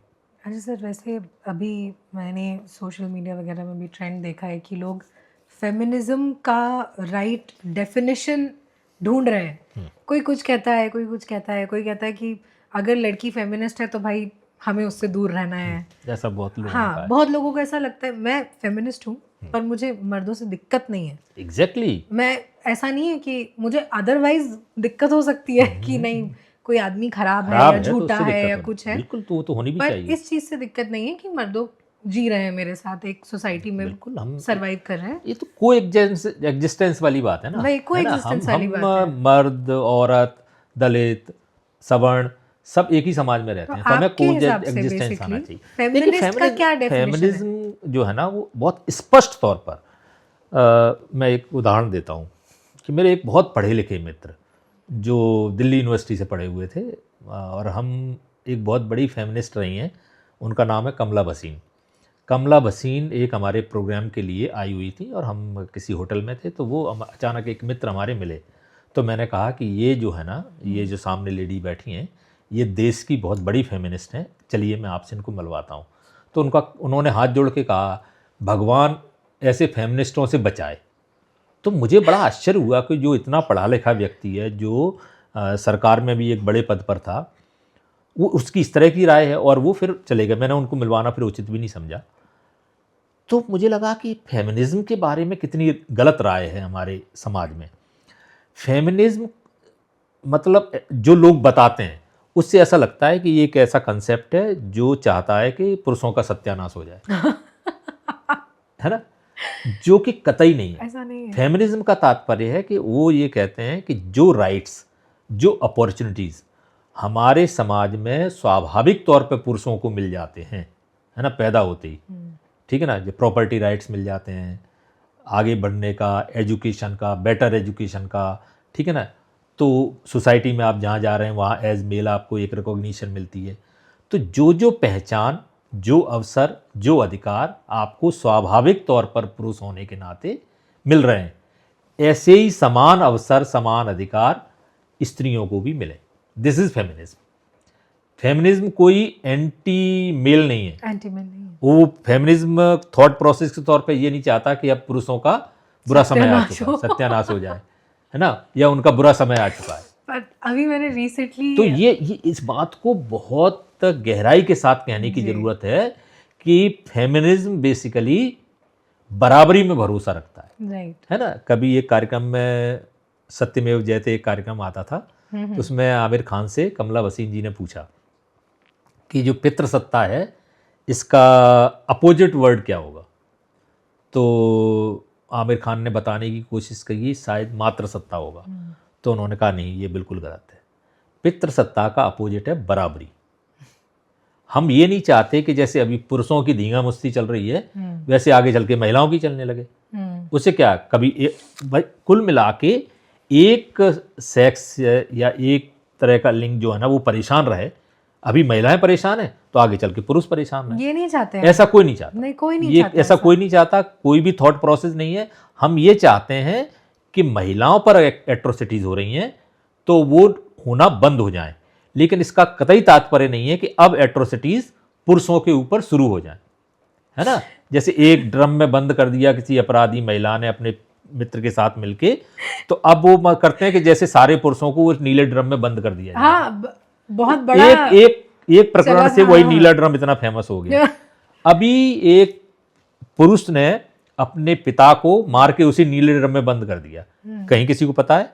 एक दिन छोटा सा समाचार आया था, नीला ड्रम है लेकिन दो पुरुष इन्वॉल्व में तो नहीं है, महिला पुरुष इन्वॉल्व में तो नीला ड्रम एकदम से एक मेटाफर बन जाता है। सर, हर हफ्ते एक ना एक महिला किसी किचन में जलाई जा रही है। कोई तो वही बात है, कोई कंपैरिजन ही नहीं। फेमिनिज्म ये चाहता है कि महिलाओं पर होने वाले अत्याचार, शोषण, हिंसा बंद होनी चाहिए। फेमिनिज्म ये कभी नहीं चाहता कि जो शोषण, जो हिंसा, जो अत्याचार महिलाओं पे हो रहे हैं अब महिलाओं के द्वारा पुरुषों पर होने लगे, ये कभी नहीं चाहता। अच्छा सर, जैसे कुछ लड़के हैं उनका जैसे बोलने का जो एक तरीका होता है, फेमिनिज्म का मतलब ये थोड़ी है कि अब तुम्हें इस चीज़ की भी छूट मिल जाए कि तुम्हें पार्टी करनी है तो तुम पार्टी करो, ड्रिंक करना है तो तुम ड्रिंक करो, स्मोक करना है तो तुम स्मोक करो, ये तो गलत होता है, ये तो सही होता है। इस विचार में आपका क्या कहना है? देखिए, ये सबका अपना इंडिविजुअल मसला है। किसी के कोई अगर लिबरेट फील करता है इस तरह की किसी चीज़ में तो वो कर सकता है ना। ये रिस्ट्रिक्शन इस आधार पर नहीं होना, किसी भी तरह का कोई भी रिस्ट्रिक्शन इस आधार पर नहीं होना चाहिए कि वो महिला है, कि अब मैं हूं पुरुष मैं तो कर लूंगा लेकिन तुम चूंकि लड़की हो इसलिए तुम नहीं कर सकती। ऐसा कोई भी वाक्य कहीं भी हमारे मतलब वातावरण में सुनने को नहीं मिलना चाहिए कि तुम महिला हो इसलिए नहीं कर सकती। क्योंकि आजकल तो बहुत सारे यंग पॉलिटिशियन जो ऊपर आ रहे हैं वो भी ऐसी बातें कर रहे हैं कि वही बात है तो ना, फ्रीडम ही इसीलिए चाहिए। देखिए क्या है कि कोई भी व्यक्ति, एक बड़ी समस्या क्या है कि हमारे यहाँ बराबरी नहीं पढ़ाई जाती है, चाहे वो पॉलिटिशियन हो, चाहे एक सीबीआई के ऑफिसर ने, सीनियर ऑफिसर ने बहुत ही ख़राब किस्म का कमेंट किया था, ठीक है ना, वो रंजीत सिन्हा थे, वो पॉलिटिशियन लगातार करते रहते हैं। इसके अलावा भी बहुत सारे लोग हैं जो जो सो कॉल्ड बड़े प्रतिष्ठित हैं समाज में, वो बहुत इस तरह का कमेंट करते हैं। कारण ये है कि उनका कोई ओरिएंटेशन नहीं है, वो पैट्रियार्कल बैकग्राउंड से आते हैं। पैट्रियार्की जो है ना, पितृसत्ता जो है ना, वो एक तरह का कोचिंग इंस्टीट्यूट है। वो तो तो अगर जो सीख रहा है तो वो वही चीज़ सीखेगा, और उसमें पुरुष भी सीखेगा और स्त्री भी सीखेगी। आपको कई बार ऐसा लगता है ना कि जो तो औरतें ही ऐसी बातें कर रही हैं जो औरतों के खिलाफ है, तो क्योंकि उन्होंने सीखा, सिलेबस तो एक ही है ना। मेरे हिसाब से मेरी छोटी बहन है, मैं उसको ये बात बोल रही थी, मैंने कहा तुम पेट्रियार्की से लड़ने जाओगी ना तो तुम्हें फ्रंट लाइन में पहले औरतें ही मिलेंगी। हाँ। तुम मर्दों से बाद में झेलोगी उनको, तुम्हें सबसे पहले औरतें मिलेंगी। वो औरतों में तुम्हारी चाची, मामी, माँ, ये सब होंगी, वो पेट्रियार्की को सपोर्ट देते हुए, झंडा लगाए हुए उसका। बिल्कुल बिल्कुल, वो जो है वो सबसे बड़ी प्रॉब्लम बिल्कुल है। है। हमारी फाइट ही वो फ्रंट लाइन की महिलाओं से है। जैसे एक उदाहरण मैं आपको देता हूँ कि किस तरह से ये पैट्रियार्की काम करती है। मान के चलिए एक परिवार है, उसमें एक स्त्री है, एक पुरुष है, उसके 2 बच्चे हैं जिनकी उम्र मान लीजिए 10 या 12 साल है। और जैसा कि हमारे यहाँ है मध्य प्रदेश में 1/4 महिलाएं जो है ना वो डोमेस्टिक वायलेंस का शिकार हैं। उनके साथ फिजिकल वायलेंस होती है। फिजिकल वायलेंस, डोमेस्टिक वायलेंस में तो सभी तरह की वायलेंस शामिल होती है। इकोनॉमिकल वायलेंस है, फाइनेंशियल है, वर्बल एब्यूज़ है, इमोशनल है, ये सब शामिल है। लेकिन ये फिजिकल वायलेंस की बात है जहाँ पर फिजिकली कोई ना कोई असॉल्ट किया गया है, ये 25% है। NFHS 5 का डेटा कहता है। अब ऐसा कोई परिवार है जिसमें एक पुरुष है जो अक्सर अपनी पत्नी के साथ मारपीट करता रहता है, और हम सबके जहन में या अनुभव में इस तरह के परिवार हैं जहाँ हमने देखा कोई ना कोई कहीं ना कहीं मिल जाएगा। हमारे परिवार में नहीं है तो किसी दूसरे परिवार में मिल जाएगा, पड़ोस में मिल जाएगा। मैं कई जगह ऐसे मकानों में रहा हूँ जहाँ बाजू के मकान से हिंसा की आवाज़ आती है। ओके, अब ऐसे परिवार में एक बेटा है, एक बेटी है, तो अगर वो पति अपनी पत्नी के साथ मारपीट करता है तो बेटा क्या सीखेगा कि मैं बड़ा होके अपने पिता के जैसा व्यवहार कर सकता हूँ, यानी मेरे जीवन में कोई भी स्त्री आएगी, चाहे वो स्त्री मित्र हो या फिर पत्नी हो, तो मैं उसके साथ मारपीट कर सकता हूँ क्योंकि ये जायज़ है, ये मेरे परिवार में चल रहा है। लड़की ये सीखेगी कि मेरी माँ के साथ चूँकि मारपीट हो रही है तो शायद ये एक नॉर्म है, तो मैं भी अगर आगे चल के अगर मेरे साथ भी मारपीट होती किसी है ने मार दिया तो वो कोई खास बड़ी बात नहीं है। और महिलाएं अक्सर ये करती हैं, और हमने कई जगह तो क्या होता है कि हम ऐसे सीखते हैं, ऐसे हिंसा एक पीढ़ी से दूसरी पीढ़ी को ऐसे ट्रांसफ़र होती है, और वो इतना नेचुरल हो जाता है कि हम लोग जब डोमेस्टिक वायलेंस एक्ट लागू हुआ था 2005 में, तो उस समय हम लोग केस रजिस्टर करते थे। उसमें ये था कि पड़ोसी भी फ़ोन कर देगा कि घर में हिंसा हो रही है तो हम जा सकते हैं। तो जो महिला रात भर पिटी है उसको जाके हम जब रेस्क्यू करने की कोशिश करते थे तो वो हम ही से झगड़ने लगती थी, हम ही लोगों से, कि अरे तुम्हें क्या लेना देना है, ये जो है ना वो हमें, मेरा पति है, प्यार भी वही करता है, ख्याल भी वही रखता है, तो मारपीट कर दी तो क्या है। तो क्या होता है कि हम इस तरह से हमारी जो कंडीशनिंग है, चाहे वो पुरुषों की कंडीशनिंग हो, पुरुषों की कंडीशनिंग ये है कि वो पीटेंगे, महिलाओं की कंडीशनिंग ये है कि वो पिटेंगी, तो ये सब कुछ आगे चल के हिंसा जो ना नॉर्मलाइज हो जाती है। फाइनेंशियल डिपेंडेंसी भी तो एक बहुत बड़ा फैक्टर है। फिर बहुत सारे फैक्टर्स हैं उसमें। फाइनेंशियल इंडिपेंडेंस जो है ना वो एक बहुत बड़ा कारण है कि महिलाएं, देखिए क्या है कि इकोनॉमी जो है ना वो एक बहुत बड़ा कारण है। इसको देखा जाए तो महिलाएं बहुत सारा काम करती हैं। हम सबको ये पता होना चाहिए कि महिलाएं सामान्य तौर पर उनके जो वर्किंग आवर्स होते हैं वो पुरुषों से 2 गुना होते हैं, एवरेज है ना, कोई कम ज़्यादा हो सकता है, लेकिन सामान्य तौर पे वर्किंग आवर्स होते हैं। क्योंकि जैसे मान के चलिए मैं एक सरकारी कर्मचारी हूँ, मैं ऑफिस में जाके काम करता हूँ, मेरे काम के घंटे नियत होते हैं 8 या 9, लेकिन उसमें इफेक्टिवली जो काम होता है वो 4-5 घंटे होता है, तो मैं तो 5 घंटे काम कर रहा हूँ। तो वैसे भी इंटरनेशनल लेबर ऑर्गेनाइजेशन का एक सर्वे है जो ये कहता है कि अगर 100 घंटे काम होता है दुनिया में तो उसमें 67 घंटे काम औरतें करती हैं और 33 घंटे पुरुष करता है। लेकिन पुरुष वही काम करता है जिसमें उसको सैलरी मिलती है। तो 90% जो सैलरीज जो डिस्ट्रीब्यूट होती हैं उसमें उस समय का था कि 90% सैलरी पुरुषों के हाथ में आती है और 10% महिलाओं के में आती है, क्योंकि महिलाओं से वो काम करवाया जाता है जिसमें उनको पैसा नहीं मिलता। तो ये है। अब इसमें क्या है कि अगर महिला पुरुष पे डिपेंडेंट है फाइनेंशियली, तो उसको उसका हिंसा का सहन करनी पड़ेगी, क्योंकि वो जो सड़क है ना वो घर से ज़्यादा असुरक्षित है। अगर वो छोड़ के जाना चाहे तो जाएगी कहाँ? कहीं नहीं। अपना खुद का परिवार है। हम कानून ने ये अधिकार दिया है कि जो पैतृक संपत्ति है उसमें स्त्री का भी हिस्सा है, लेकिन ना तो पुरुष देने को तैयार होता है, भाई अपनी बहन को देता नहीं है, बहन लेना नहीं चाहती है क्योंकि वो रक्षाबंधन के कार्यक्रम में डिस्टर्बेंस हो जाएगा। ठीक है ना? तो ऐसे कई सारी चीज़ें हैं। तो ये जब तक महिला भी उतना ही फाइनेंशियली इंडिपेंडेंट नहीं होगी तो हिंसा नहीं रुक सकती है। ये इस बात को हमको समझने की वो बहुत ज़्यादा ज़रूरी है, क्योंकि मैंने ये चीज़ बहुत देखी है। तो आपके हिसाब से आपको क्या लगता है, ये तो हम सिर्फ महिलाओं की बात नहीं कर सकते क्योंकि सोसाइटी दो हिस्सों में बैठी हुई है, तो बाकी के जो जेंडर्स हैं हमारे, जैसे जो मेल काउंटर पार्ट्स हैं, वो कैसे हमारी मदद कर सकते हैं इस चीज़, खुद को, हमारे लिबरेशन, हमारी फ्रीडम के लिए? देखिए यही है कि अब इस मुद्दे पर बात होने की और उनको कन्विंस करने की ज़रूरत है। मुझे लगता है जेंडर इक्वलिटी की बहुत लार्ज स्केल पर बात करने की ज़रूरत है, क्योंकि उनको अभी तक क्या है, पुरुष को हमेशा, चाहे वो पहले किताबों के माध्यम से, बाद में सिनेमा के माध्यम से, माता पिता के माध्यम से, पीयर ग्रुप के माध्यम से, उसको ये बताया जाता है लगातार कि जो मर्दानगी है ना, जो माचो वाली इमेज है ना, उसी में आनंद है। तो वो उसको, तो उससे क्या है कि वो भी, जैसे इस औरत एक ट्रैप में फंसी हुई है ना, फाइनेंशियल डिपेंडेंसी या फिर वो दूसरी चीज़ें या वायलेंस, ऐसे पुरुष भी उस मैस्कुलिनिटी के ट्रैप में फंसा हुआ है। उसको हमेशा उसी को इतना प्रमोट किया जाता है कि उसको लगता है कि यही सही जीवन है। ठीक है ना? हमारे जो ऐड आते हैं, एनिमल, पुष्पा, और अभी कौन सी आई है, धुरंधर, ऐसी फिल्में बनाई जाती हैं जिसमें वो क्या है, सब मेल ईगो जो है ना, मेल शॉविनिज्म है, उसी को बढ़ावा देना।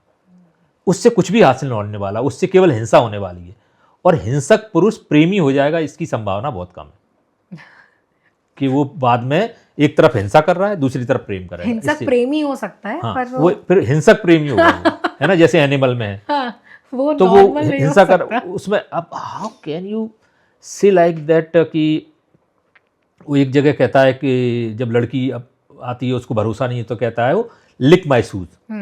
उफ, कितना ऑफेंडिंग है। कोई पुरुष किसी स्त्री से ये कह सकता है, इसका ये इतनी खराब बात है, लेकिन इसको भी हम एक तरह से प्रमोट करते हैं और उसको इस तरह से बताने की कोशिश करते हैं। तो ये कुल मिला के ये है, ये जो फिल्में हैं, ये जो डायरेक्टर हैं, चाहे वो आदित्य धर हों, चाहे वो कौन सा वांगा है, या जो लोग कबीर सिंह बनाते हैं, या इस तरह के जितने भी डायरेक्टर जो केवल हिंसा दिखाते हैं और मेल शॉविनिज्म को प्रमोट करते हैं, ये मूलतः पुरुषों के विरोधी है।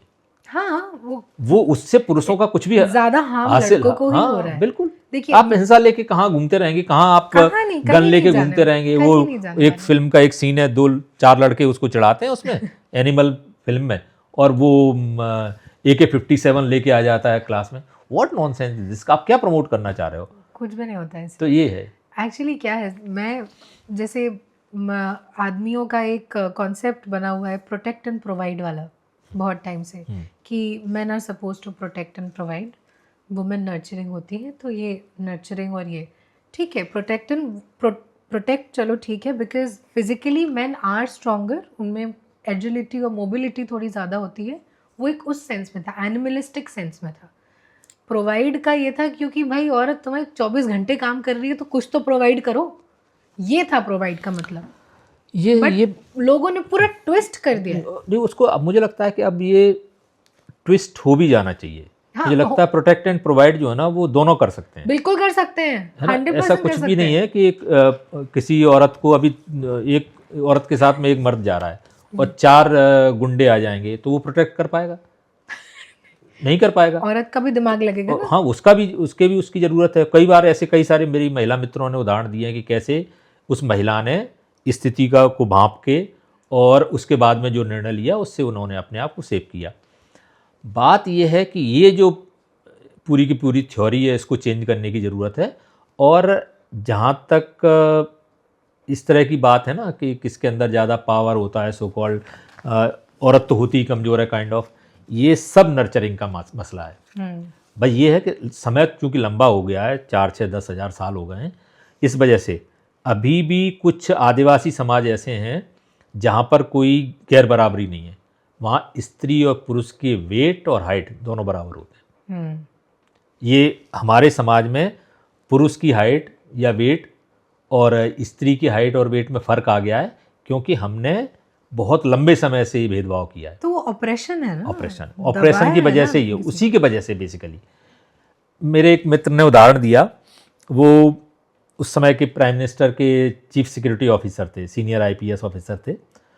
तो जर्मनी में कोई समिट हो रहा था जिसमें प्राइम मिनिस्टर गए हुए थे, तो वो भी गए थे। तो सुबह मॉर्निंग में फिटनेस के लिए एक गार्डन में सब लोग दौड़ने गए। वहाँ पर कोई इंटरनेशनल एथलीट मीट चल रहा था लड़कियों का। तो कुछ लड़कियाँ ऐसे दौड़ रही थी और ये लोग भी दौड़ रहे थे। They are suppose to be most fit people, उन्हें जो प्राइम मिनिस्टर की सिक्योरिटी में। तो उनको लगा कि भारतीय जो मेल ईगो है वो थोड़ा सा हर्ट हुआ कि 3-4 लड़कियाँ उनसे दौड़ते हुए आगे निकल गई। तो उन्होंने फिर कोशिश की, तो लड़कियों को समझ में आ गया कि इनका मेल ईगो हर्ट हुआ है, तो लड़कियों ने और तेज दौड़ना शुरू कर दिया। तो फाइनली ये पूरे के पूरे पुरुष जो कि बहुत फिट माने जा रहे हैं, वो उन सब लड़कियों से हार गए क्योंकि वो चैंपियन थी।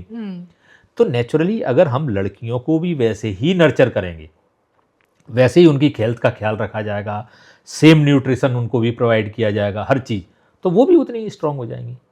दैट इज ट्रू, वो तो सही बात है। बिल्कुल। तो कुछ नहीं है, जिन मान के चलिए जो फिल्म थी दंगल, उसमें क्या करता है, उसको समझ में आता है पिता को कि नहीं अब मेरी बेटियां हैं, मुझे इन्हीं को पहलवान बनाना है। सही बात है। तो वो क्या करता है, वो स्टेप बाय स्टेप उनको न्यूट्रिशन उनका बढ़ाता है, उनकी प्रैक्टिस बढ़ाता है ना, एंडोरेंस जो होता है ना, लगातार आप मेहनत करोगे तो उसके बाद ताकत आएगी। तो वो सबसे पहले तो एक लड़के को ही हराती है। और ये तो पूरा का पूरा फील्ड ऐसा है, हमारे इलाके में भी यही होता है कि जो लड़की अच्छी पहलवान बनती है, रेसलर बनती है, उसको सबसे पहले लड़कों से ही कॉम्पीट करना होता है, क्योंकि लड़कियां उपलब्ध नहीं है। और ऐसे करके प्रैक्टिस करते हुए वो आगे बढ़ती है। तो ऐसे कई सारे एस्पेक्ट हैं। ये देखिए, ये जो है ना, ये सबसे ओवररेटेड थॉट प्रोसेस है कि पुरुष मजबूत होता है, स्त्री कमज़ोर होती है। ये सिर्फ, ये भी एक जेंडर इनइक्वलिटी का ही हिस्सा है कि महिलाओं के साथ क्या बहुत सारी चीज़ें होती हैं। महिलाओं के ऊपर आप जो ब्यूटी प्रेजेंट्स होते हैं पुरुषों के होते हैं, जिसमें आप वो मिस्टर इंडिया जो बनता है वो जो पावरफुल होता है, मसल्स होती हैं। मिस इंडिया बनती है जो पतली दुबली होती है, 36, 26, 36। तो ये भी तो एक पैट्रियार्कल प्रिजन है। सर लेकिन अब उसमें हम लड़कियां तो हम तो फंस गए। हाँ, तो वही बात है नहीं ना, कर सकते कुछ। हाँ, तो अगर सबको सोचने की जरूरत है। अब हम एक पर्टिकुलर साइज के होंगे तो हम एक्सेप्ट नहीं करेगा। पूरे के पूरे थॉट प्रोसेस को जो एंटी विमेन है उसको समझने की भी जरूरत है। बाजार अपने आप में बहुत बड़ी भूमिका निभाता है। कोई भी कॉन्सेप्ट होता है, बाजार उसको 8 मार्च है, आज बहुत सारे लोग, ये कोई अपना सोना बेच रहा है, कोई हीरे बेच रहा है, कोई कुछ कर रहा है महिलाओं के नाम पे, उन्हें मालूम है कोई 10% छूट दे रहा है, कितना डिस्काउंट दे, ये सब जो है ना, ये बाजार भी, और वो आप गलत ढंग से प्रमोट करते हैं। मान के चलिए बाजार कहेगा कि ये पिंक ड्रेस है, ये पहनिए। अब पिंक का, ब्लू का किसी से, औरत से, मर्द से क्या लेना देना, दिस इज ऑल बाजार। तो बाजार भी एक बड़ी भूमिका निभाता है। तो ये सब, तो कई सारे एक्चुअली जो जाल है ना, वो कई तरह के हैं। तो उसमें से कैसे हम निकल के और अपने वजूद को बना सकें, आगे बढ़ सकें, यही पूरा का पूरा संघर्ष है। और मैं आजकल कम महिलाओं से कम बात करता हूँ, मैं पुरुषों से ज़्यादा बात करता हूँ। आप प्लीज़ वही करें। हाँ, थोड़ा तो उनसे बात करना जैसे, और बहुत ऑफेंड होते हैं। और जितना पैट्रियार्कल इलाका होगा, ये भी बात है, because I come from the most patriarchal region of this country, that's Gwalior Chambal region, है ना। मेरा जो गांव है ना, वो बिल्कुल चंबल नदी के किनारे है। तो मैं वहाँ से आता हूँ, तो मैं उस पूरी प्रोसेस को समझ सकता हूँ। और I think the biggest achievement in my life is being feminist. Feminism, मुझे अगर कोई कहेगा कि नहीं एक शब्द कहिए तो मैं फेमिनिस्ट कहूँगा, बस, इसके अलावा कुछ नहीं। जीवन में क्या किया है, क्या नहीं किया है, आई फील प्राउड फेमिनिस्ट। और यही ज़िंदगी की सबसे बड़ी समझ है कि ये समझ में आ गया है कि ये सब जो है ना, बहुत बड़ा भ्रम है, पेट्रियार्की बहुत बड़ा एक तरह से जाल है जिसमें हम फंस जाते हैं और फिर ज़िंदगी भर वही करते रहते हैं, वही करते रहते हैं। सर और आपके विभाग में इतने सारे केसेस आते होंगे, कंप्लेन्स यस, आती होंगी, कभी ऐसा कोई केस हुआ है जिसने आपको बहुत मूव कर दिया हो या आपको बिल्कुल शॉक कर दिया मेरी हो? ज़िंदगी में तो इतने सारे उदाहरण हैं। अगर आप जब समझने की कोशिश करने लगते हैं ना, उतनी संवेदना, उतनी करुणा, कंपैशन पैदा कर लेते हैं, तो फिर बहुत सारी चीज़ें आपको हर्ट भी करती हैं। मुझे सबसे ज़्यादा मूव जिसने चीज़ ने किया वो ये था कि जब 2010 में मैं 2009-10 के आसपास से ग्वालियर चंबल रीजन में as a divisional joint director काम कर रहा था, तो हम फीमेल फिटिसाइड और फीमेल इन्फेंटिसाइड ये सब इशूज़ पे काम करते थे। तो मैं एक मीटिंग में था डिविजनल कमिश्नर के चंबल में, और मुझे एक मैसेज मिला कि भिंड ज़िले के एक गांव में एक परिवार में किसी बच्ची को मार दिया गया है। वो अस्पष्ट था, तो वहाँ पर फॉर्चुनेटली उस डिवीज़न के आईजी और एसपी भी थे, तो मैंने उनसे कहा कि ये है, मीटिंग को बीच में इंटरप्ट करते हुए कि ये है, इस पर कुछ करिए। तो तुरंत टीआई को बताया गया।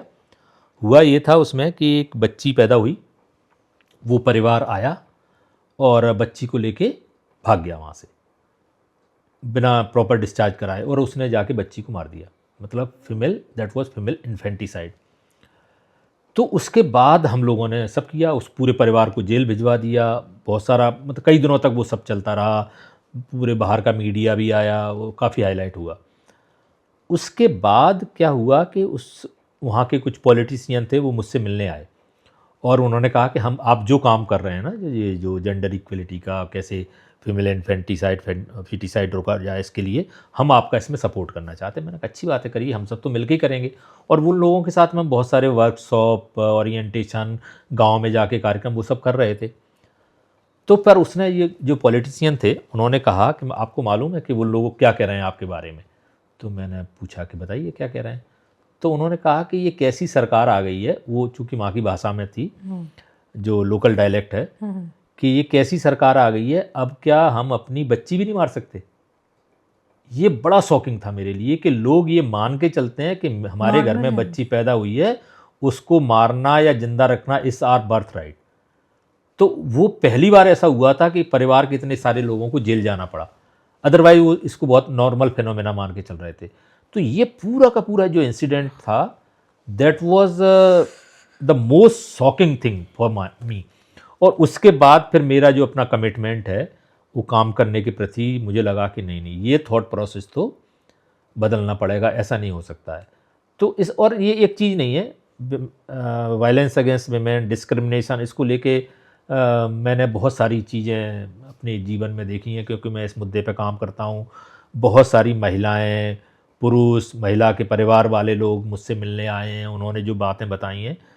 तो मेरा ये मानना है कि अभी बहुत लंबा रास्ता है, और हम अभी ये कहना कि एक कोई प्रकरण हो जाता है ना जिसमें पुरुष के साथ कुछ गलत हुआ है, तो पूरा मीडिया जिस तरह से एजिटेट करता है, महिलाओं के खिलाफ बहुत तरह की हिंसाएं होती हैं, और अभी इस पर बहुत काम करने की ज़रूरत है। ये बराबरी का जो रास्ता है ना, जो लंबा हमारा है। बराबरी का जो ऑब्जेक्ट है, जो गोल है, वो अभी सच में बहुत दूर है, चाहे हम कितनी भी बातें कर लें। That is true sir. तो आपके हिसाब से अगर पर्सनली आपको कोई पॉलिसी लागू करनी हो मध्य प्रदेश में, कोई ऐसी चीज़ जो ट्रांसफॉर्म कर सके इस पर्टिकुलर टॉपिक को, आप क्या करेंगे? मैं बहुत बड़े स्तर पर, बहुत कठिन काम है ये, इसीलिए जब हम सरकार में पॉलिसी बनाते हैं ना, तो उसकी उसकी अपनी सीमाएं होती हैं। शायद इसकी कैसे पॉलिसी बन सकती है कि नहीं बन सकती, मुझे लगता है कि मध्य प्रदेश में मान के चलिए 4 करोड़ पुरुष हैं, जी। तो उन 4 करोड़ पुरुषों के साथ बातचीत होने की ज़रूरत है। ये जो मसला है ना, वो केवल संवाद के माध्यम से ही सुलझ सकता है। हम जितना अवेयरनेस करेंगे, जितना डायलॉग करेंगे, मैंने अपने साथ में बातचीत करते समय लोगों को बदलते देखा है, परंतु चूंकि उनका जो नेचुरल ओरिएंटेशन है वो पैट्रियार्कल है, तो उनको लगता है वो जो कर रहे हैं वही सही कर रहे हैं, और वो सबसे पहले इसी ट्रैक पर बहस करना शुरू करते हैं। लेकिन जब हम उन्हीं को बताना शुरू करते हैं स्टेप बाय स्टेप कि कैसे आप गलत कर रहे हैं, और ये जो बराबरी है वो किस तरह से आपके हित में भी है, तो फिर चीज़ें बदलती हैं। तो तो मुझे लगता है कि वही है कि हम संवाद का जो तरीका है उसको परकुलेट करें और हम परिवारों तक पहुंच जाएं। ये एक पॉलिसी बनाना कठिन है, पर अगर बनाई जाएगी या यही एक तरीका है, क्योंकि परिवार ही वो यूनिट है जो बदल सकता है सब चीज़ें। आप ऊपर से कुछ नहीं बदल सकते, हम मीडिया के माध्यम से, सरकार के माध्यम से नहीं बदल सकते।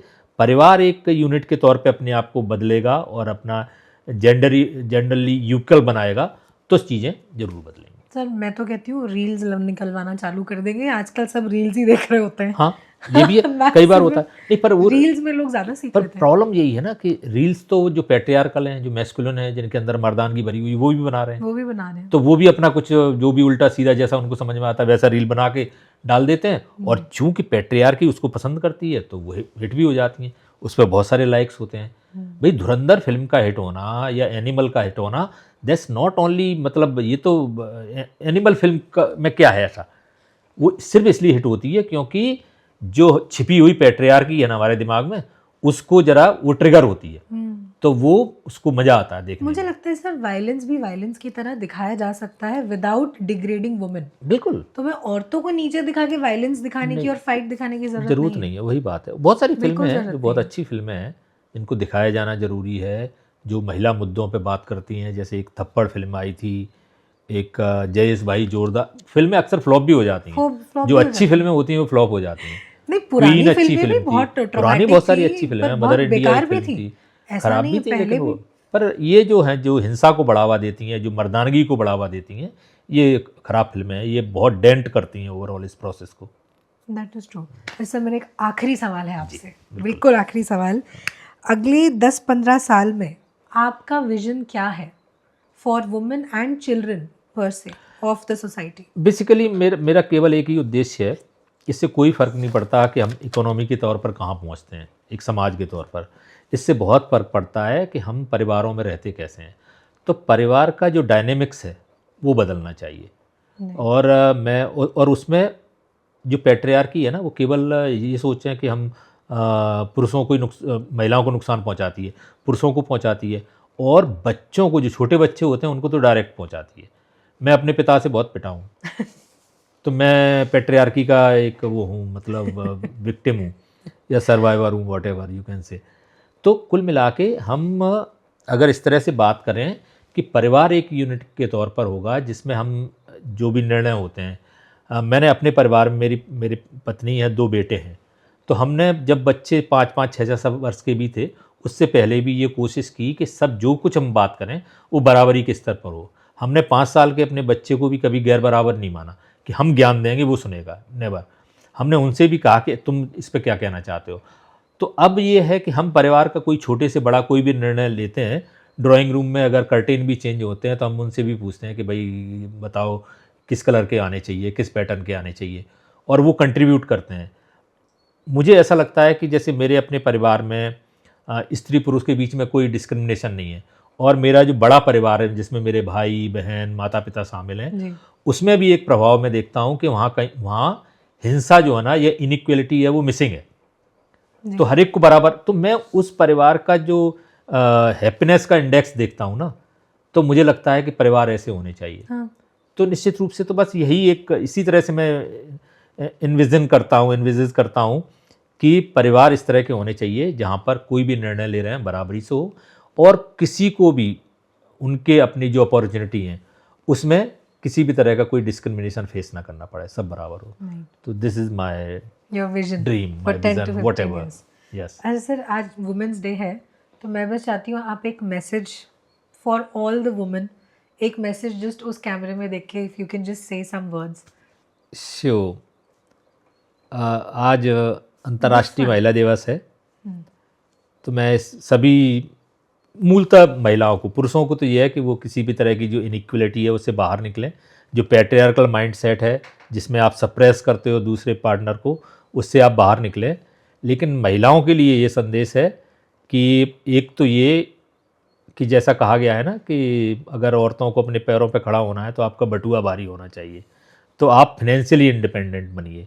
और दूसरा ये है कि अगर आपके इर्द गिर्द किसी भी तरह की कोई हिंसा है तो उस हिंसा को पहले ही स्टेप पर विरोध करिए। उसका बहुत सारा मैकेनिज्म है जो आपके साथ में है, वहाँ आप रिपोर्ट करिए, लेकिन किसी भी तरह से, चाहे वो छोटे स्तर की हिंसा हो चाहे बड़े स्तर की हिंसा हो, मत उसको सहन करिए और उससे बाहर निकलिए।